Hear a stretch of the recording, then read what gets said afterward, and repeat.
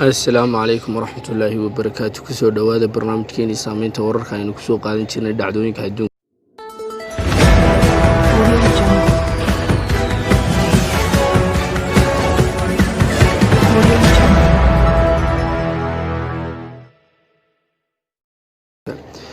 waxaanu maanta barnaamijkeena aynu kusoo qaadan doonaa nin daadiisu tahay 35 jir una dhashay dalka Masar lagu magacaabo Maxamed Axmed Ibraahim.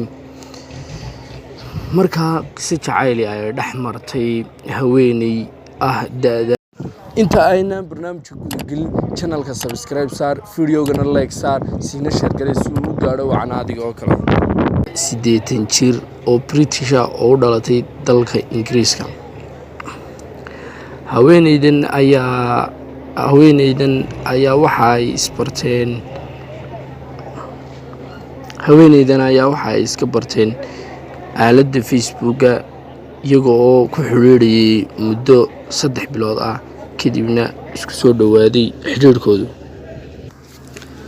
haweeneydan oo waraysi uu ka qaaday telefishin laga leeyahay dalka Mareykanka ayaa waxa ay sheegaysaa Maxamed in ay u qaaday jacayl aan loo qaadin wali abid ruux, waa sida ay hadalka u dhigtay.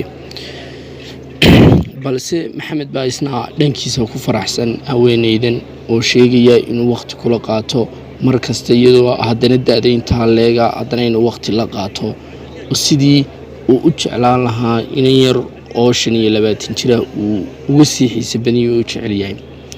haddaba daawaday qisadani waxay ka dhacday dalka Masar muddo dadka